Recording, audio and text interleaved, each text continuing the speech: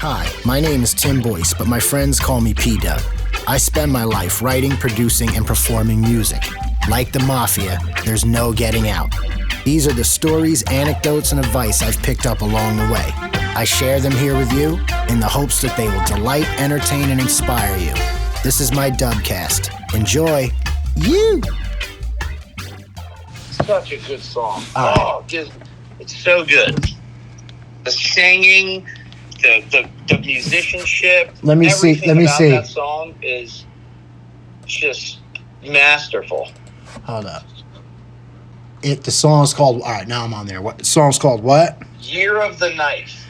Year of the Knife. Live.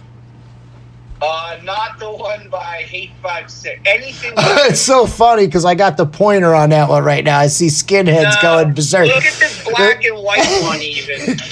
It looks like a Inspector 7 show from the 90s, bro. I know. No, and this is just last year? Wait, hold on. Let's talk about this for a second. Who is this Hate 5-6? I have no idea, dude. I'm seeing this for the first time, too.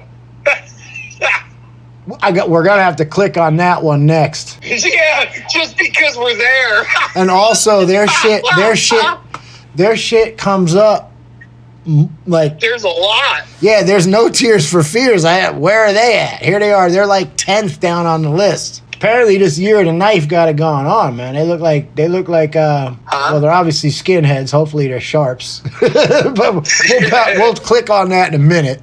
They got a chick in the band. I imagine they're hopefully kind of sharpy and inclusive. But here we go with the Tears for Fears one. This is 2020, though. Do I want that, or do I want to look for an earlier version? This is from... It was posted 10 years ago, and the performance is 1992. And it shows the dude rocking with like a 50s Strat with the maple neck. So I'm going to click on that one. That sounds good. Sounds good to me. Dude, this song is so amazing.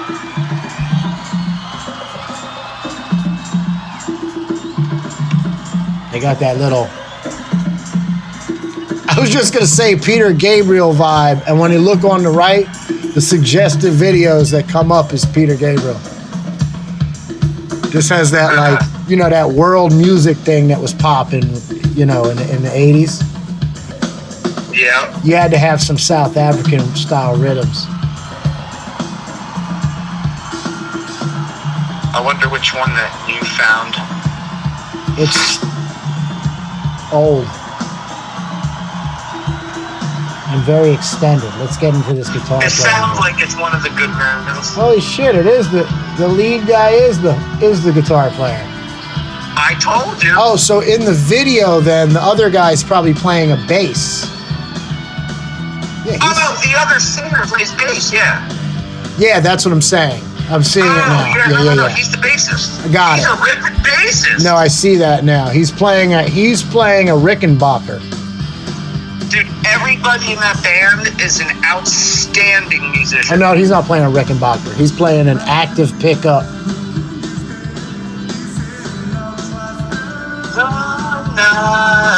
This is very interesting. It's a beautifully written song. No, I like it, man. I'm definitely gonna do a deep dive on this, but now we got to look at this Hate 5 thing and see what's going on here.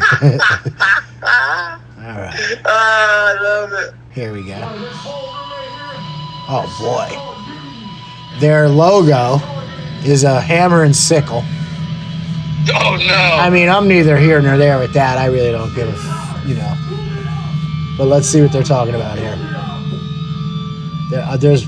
Okay, that's encouraging. The crowd is trying to start a little pit. It's starting off a little slow here.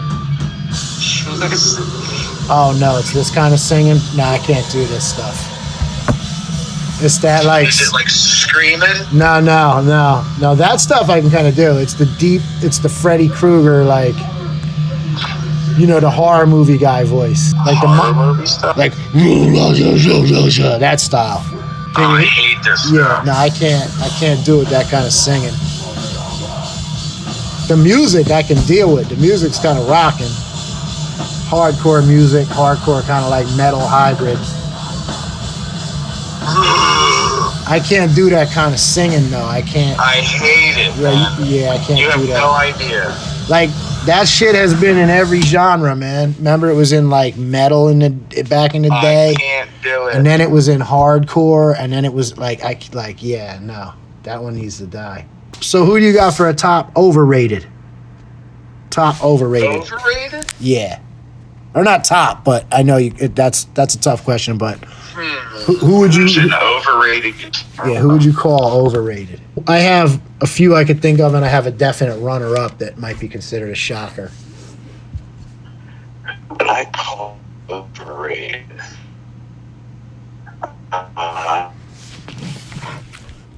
I'll hit you with a couple of my overrateds. It'll blow your mind.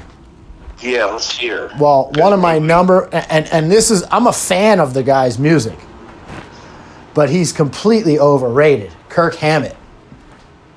Yes. Kirk Hammett solos like he doesn't know what the fuck's going on. You just sound like gobbledygook. Like Gobbledygook. The notes don't make sense. Do you know who's worse? Kerry King.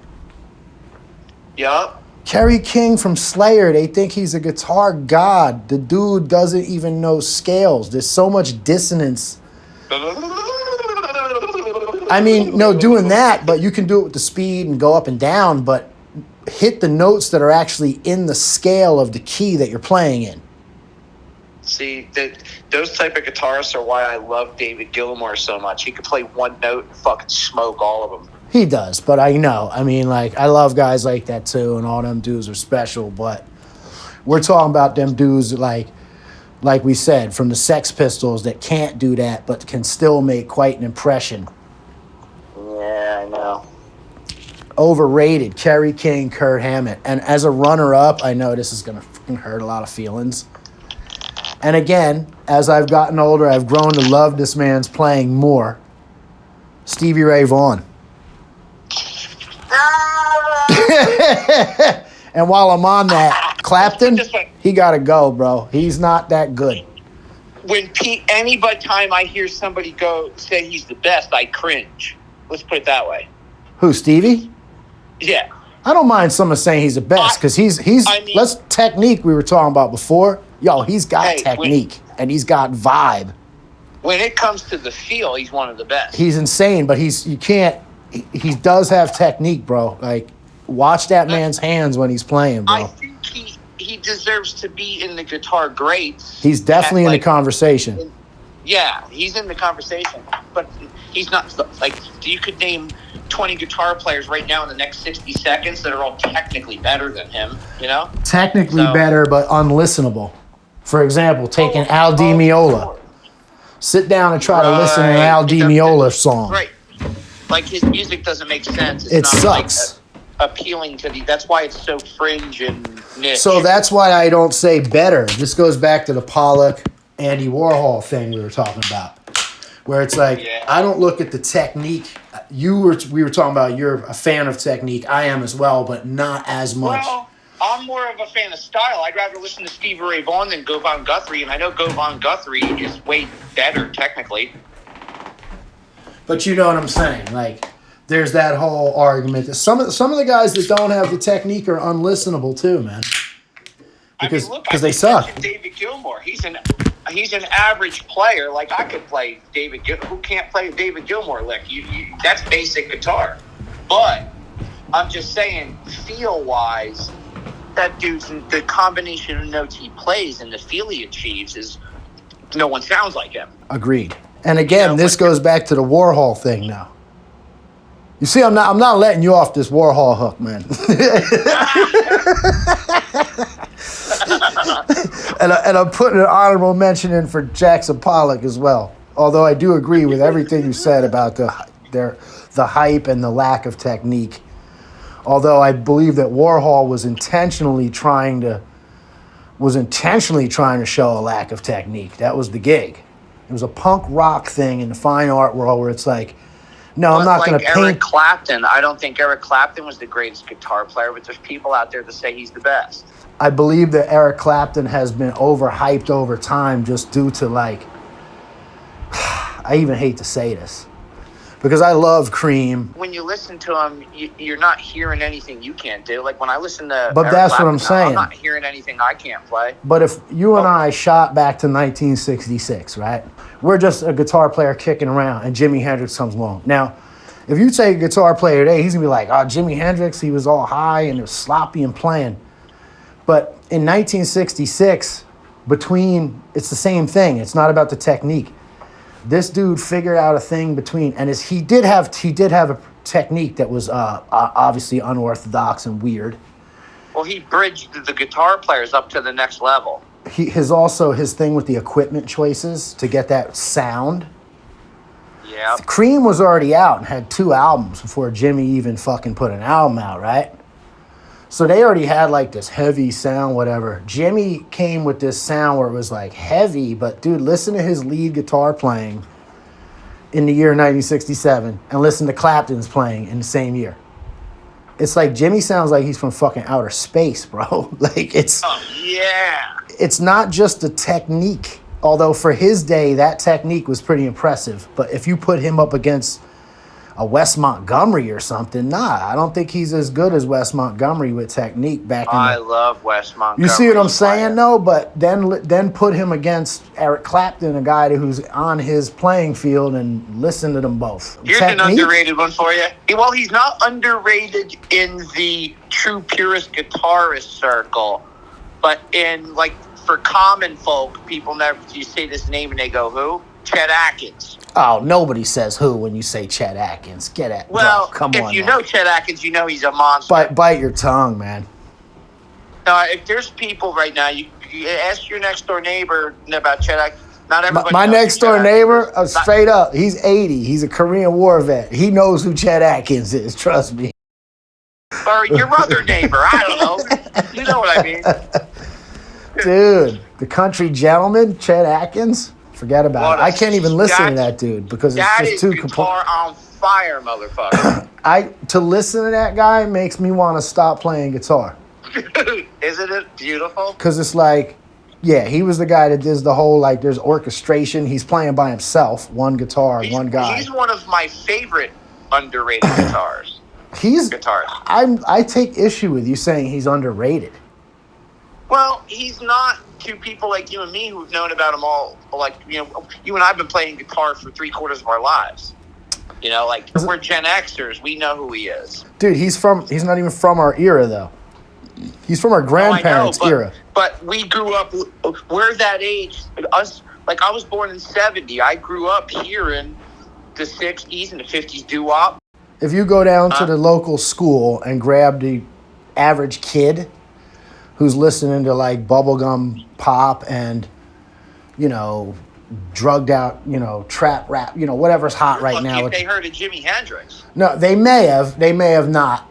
And that's fine because that's not their life. But if I was to go to somebody who's like, say, 16, 17 right now, who's an aspiring young guitar player, who's playing any kind of roots-based music, I guarantee you they've heard of Chet Atkins. I guess that is kind of still obscure. I'm picking out this like needle in a haystack person. I'm trying to make an argument for Chet here, man. It's fucking ridiculous, man. Is there no justice?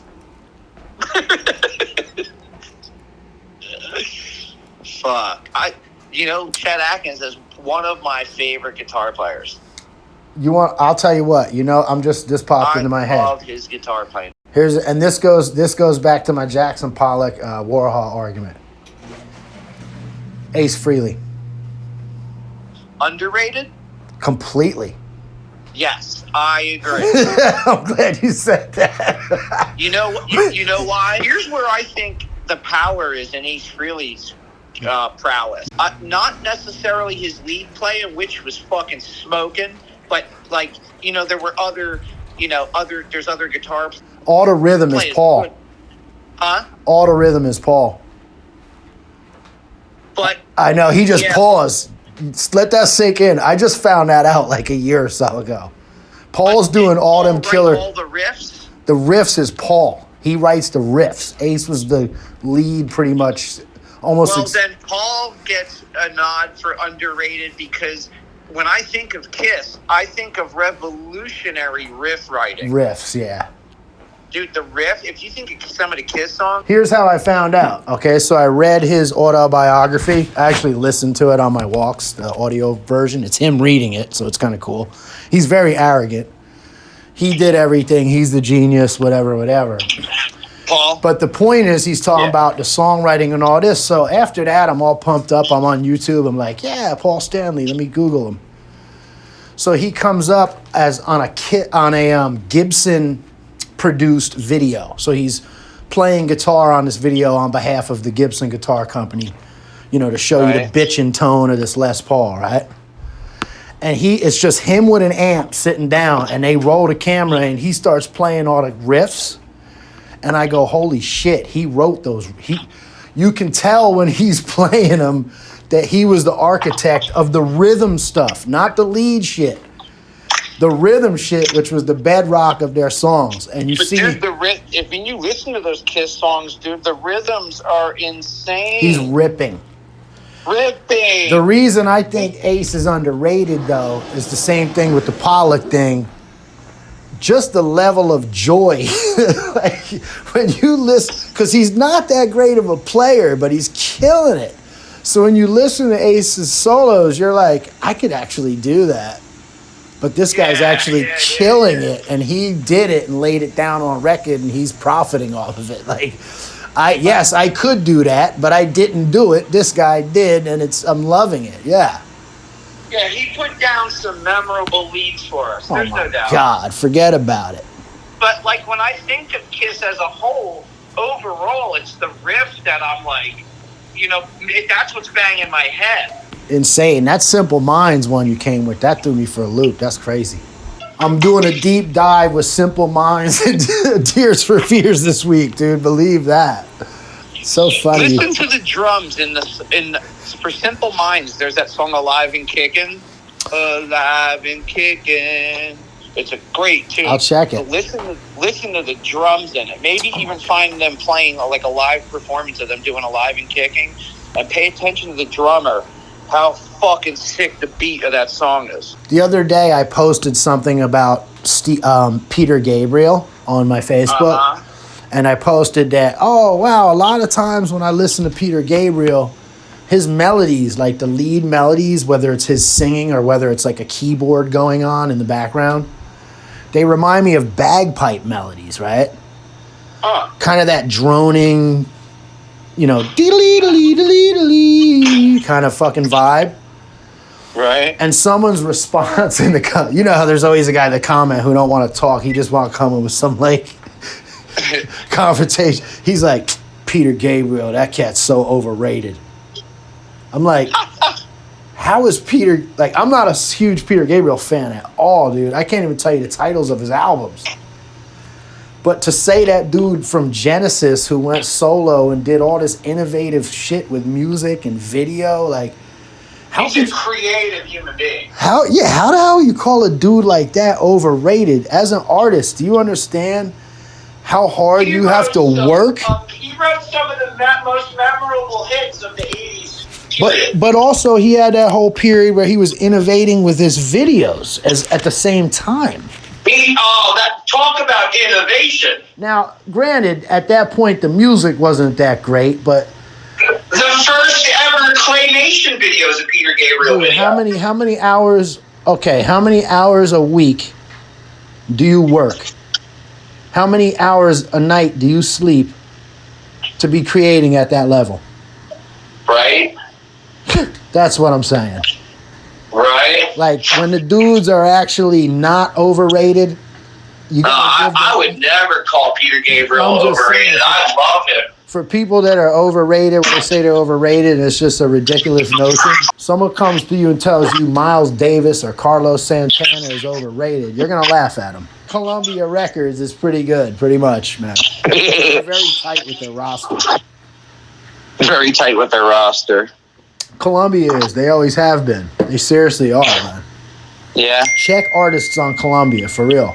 Dylan, Miles Davis, like, they don't fuck around, dude. They get guys for like 40-year careers. Guys and gals. Right. All right, homie, my battery's dying. I'm getting alerts. Yo, I miss you, man. Same with me. Convo, bro. I can't wait till you get back home, man. Yeah, we'll resume where we left off. I grabbed a little bit of this for the podcast at the end of us talking. Awesome. Full disclosure, let you know, and I'll chop it. Yeah, sweet. Approval. You. Other than that, I miss you, man. Look forward to seeing you. Call me when you're heading out. Likewise, my homie. All right, brother. One love. All right. Peace. Dub family, I would love it if you would show some support by rating and sharing this Dubcast on iTunes. You can also support by using my Amazon affiliate link in the show notes. It's an easy way to show your support, and best of all, it doesn't affect the price at all. For more, you can always find me at dubonline.net on the web. Come by and drop me a message. I'll see you out there. You!